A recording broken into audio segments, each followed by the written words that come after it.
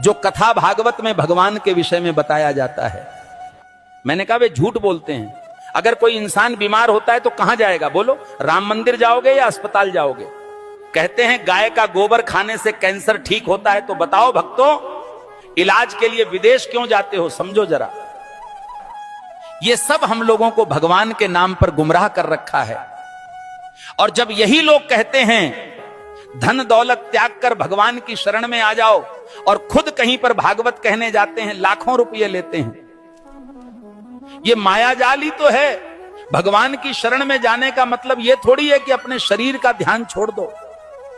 जो शरीर भगवान ने दिया है उसकी सेवा भी तो ईश्वर सेवा है। जब बुखार आता है तब राम की जगह दवा ढूंढते हो। जब जीवन भर की परेशानी हो तब बाबा का झूठा गोबर इलाज क्यों बन जाता है? गाय पूज्य है, इसमें कोई दो राय नहीं, पर यह कहना कि गोबर खाने से कैंसर ठीक हो जाएगा, यह विज्ञान नहीं, धोखा है।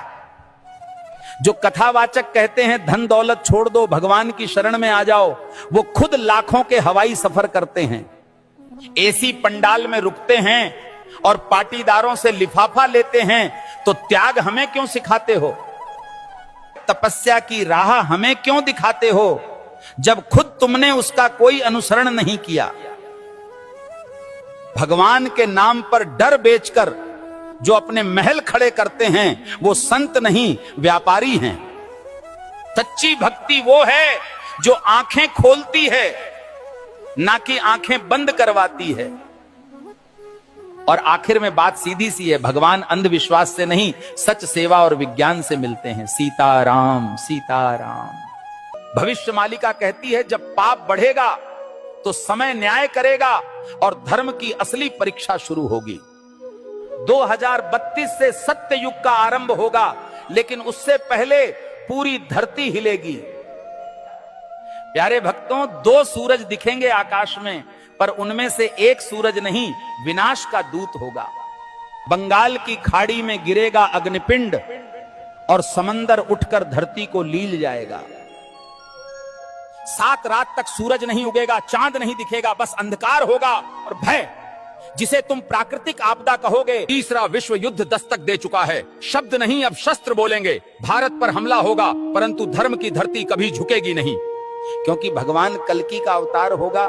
जो शरण में आएगा बच जाएगा, जो अभिमान में रहेगा मिट जाएगा। प्यारे भक्तों, भविष्य मालिका चेतावनी नहीं, ये वक्त की आवाज है। जो सुन लेगा वही कल को देख पाएगा। धर्म अब उपदेश से नहीं बचेगा, धर्म बचेगा तो तुम्हारे कर्म और श्रद्धा से। जो अब भी सो रहे हैं, समय उन्हें जगाएगा नहीं, बल्कि बहा देगा इतिहास की धूल में। अब भी समय है भक्तों, या तो धर्म के साथ खड़े हो जाओ या अधर्म के साथ डूब जाओ। कल सऊदी अरब में आयोजित मेरे सत्संग के दौरान एक भक्त ने मुझसे एक दुखद प्रश्न किया। भक्त ने प्रश्न किया, गुरुजी, क्या राखी बांधने से बड़ी बात यह नहीं कि हर औरत को बहन समझा जाए? अरे मूर्खों, राखी के धागे पर इज्जत की एक्टिंग करते हो और बाकी दिन उसी इज्जत को आंखों से नोचते हो। राखी का धागा इज्जत का प्रतीक है, पर नजरें ही इज्जत न दें तो वो धागा क्या करेगा? जो आज बहन कह रहे हैं, कल उसी जैसी स्त्री को घूरते हैं। यही विडंबना है। जिस दिन पुरुष की नजर नारी को सच में बहन समझने लगेगी, उस दिन हर बेटी, बहन, हर स्त्री सुरक्षित अनुभव करेगी। भाई कहे जाने से कोई बड़ा नहीं बनता, उसके विचारों और दृष्टिकोण में सम्मान हो, यही सच्ची मर्दानगी है।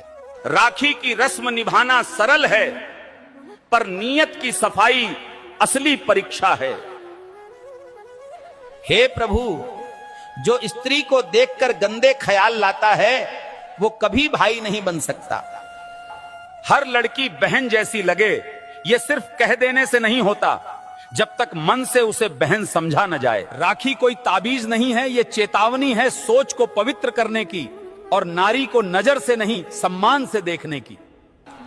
जिस पुरुष की मर्दानगी किसी नारी की रक्षा न कर सके, वो राखी के धागे का भी हकदार नहीं होता। राम के भक्त हो या डर के गुलाम, शर्म करो। हनुमान जी ने रावण को जला दिया, तुम आंख फड़कने से कांपते हो। अगर आज हनुमान जी को कुछ कहना होता